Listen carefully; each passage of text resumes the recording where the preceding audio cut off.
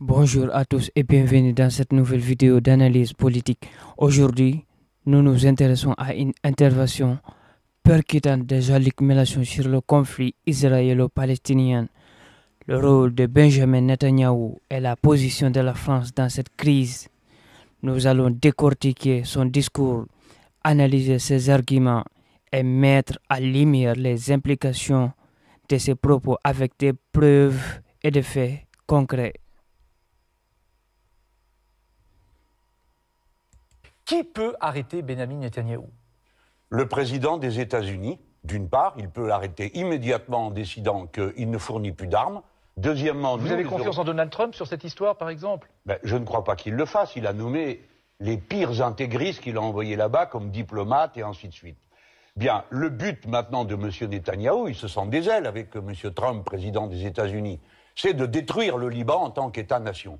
Donc, il continue le massacre des Palestiniens et il a décidé de détruire la nation libanaise. Je n'invente pas. C'est ce qu'a dit un de ses ministres les plus influents qui devait venir en France, qui fort heureusement n'est pas venu, M. Smotrich. Donc, c'est ça son but. Il faut l'arrêter. Alors, M. Trump peut arrêter d'envoyer des armes, les Européens aussi. Ça n'en prend pas le chemin puisque les Allemands disent que c'est normal et qu'ils continueront à fournir des armes. Donc il reste la voix de la France, éventuellement. Alors nous, les Français, oui, nous pouvons peser parce que nous existons, parce que nous pouvons aider l'État libanais à se défendre. Je veux dire qu'il y a au Liban une armée nationale qui est sans moyens.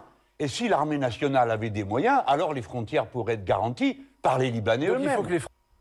Les États-Unis, qui fournissent un soutien militaire et politique crucial à Israël, selon Mélenchon, ce soutien peut être suspendu pour exercer une pression directe sur Netanyahou. Les États-Unis ont longtemps été le principal fournisseur d'armes d'Israël. En 2020, ils ont accordé 3,8 milliards de dollars en aide militaire. Mais il est peu probable qu'un président comme Donald Trump, favorable à une politique pro-israélienne, adopte une telle mesure. Les Européens, notamment l'Allemagne, continuent également de fournir des armes à Israël. Mélenchon critique cette position en soulignant que ce soutien indirect perpétue le conflit. En 2023, des rapports de Human Rights Watch ont accusé Israël de crimes contre les Palestiniens, notamment des bombardements sur des zones civiles. Le rôle de l'Allemagne dans la vente de sous-marins nucléaires à Israël est documenté et controversé. Les Français aident, y compris par l'armement, l'armée libanaise. Absolument. Et il y a 700 Français sous casque bleu aujourd'hui. Eh bien, moi, je rappelle la doctrine Chirac, et je la fais mienne. Il faut dire à M. Netanyahou, on vous prévient, vous touchez encore à l'ONU, à la FINUL, et à nos soldats, et nous répliquerons. Parce que c'est ce qu'a dit M. Chirac, et il avait raison. Si on arrive sous... Mélenchon affirme que la France peut peser dans cette crise. Il propose soutenir militairement l'armée libanaise, qu'il décrit comme sous-équipée. Le Liban est en proie à des crises multiples économiques, politiques et sécuritaires.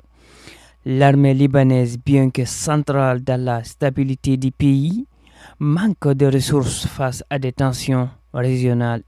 Réactiver la doctrine Chirac, selon lui, en menaçant de répliquer si les soldats français de la FINUL, casque bleu au Liban, sont ciblés.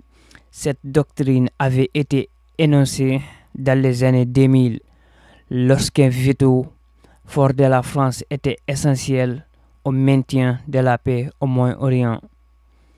La FINUL compte actuellement environ 700 soldats français, dont la mission est de maintenir un cessez-le-feu entre Israël et le Liban. La fragilité de l'armée libanaise est bien documentée. En 2021, des soldats ont été observés en train de manger pour financer leurs équipements, un signe de la grave crise économique qui paralyse le pays. Casque bleu et que c'est pour se faire tuer, alors non.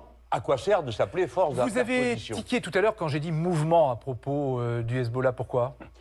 Non, je tiquais parce que c'est M. Netanyahou qui dit qu'il bombarde des positions du Hezbollah. Mais en fait, en réalité, il a déjà bombardé des villages chrétiens, il détruit des hôpitaux qui sont les hôpitaux de tout le monde, il bombarde des écoles, il bombarde des routes. Ça que vous vouliez dire. Donc c'est un prétexte. C'était pas sur le fait que je dise mouvement, éventuellement mouvement islamiste sur Hezbollah. Non, parce que Mélenchon accuse Benjamin Netanyahou d'utiliser la lutte contre le Hezbollah comme prétexte pour bombarder des infrastructures civiles au Liban.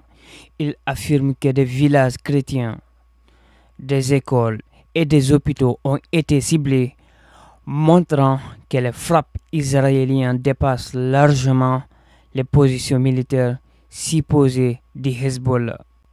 Cette affirmation est étayée par des rapports d'organisations comme Amnesty International.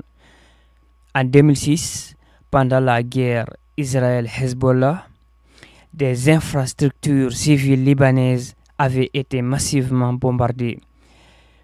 Plus récemment, des frappes similaires ont été dénoncées dans le contexte de tensions croissantes.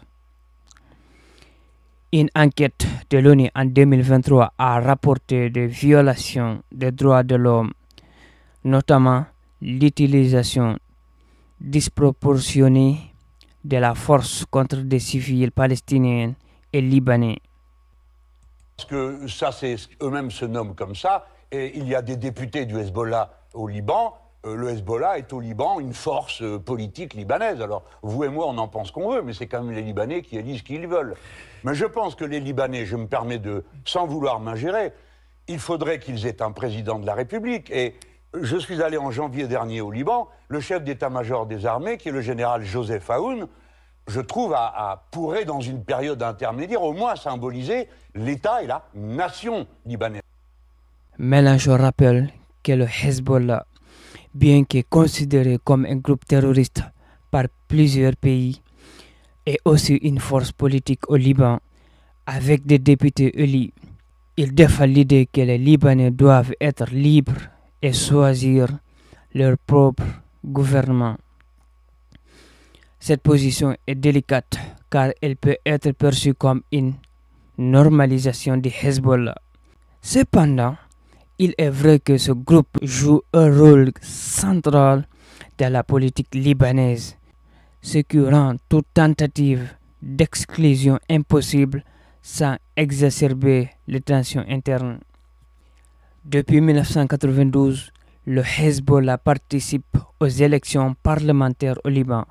En 2018, il a remporté 13 sièges au Parlement, confirmant son rôle dans le paysage politique. Enfin, Mélenchon propose que le chef d'état-major, le général Joseph Aoun, prenne temporairement la présidence pour symboliser l'unité nationale. Cette suggestion, bien qu'intéressante, reflète l'urgence de stabiliser le pays. Un pays sans président depuis plusieurs mois, le général Joseph Aoun est perçu comme une figure neutre et respectée, ce qui pourrait faciliter un consensus temporaire.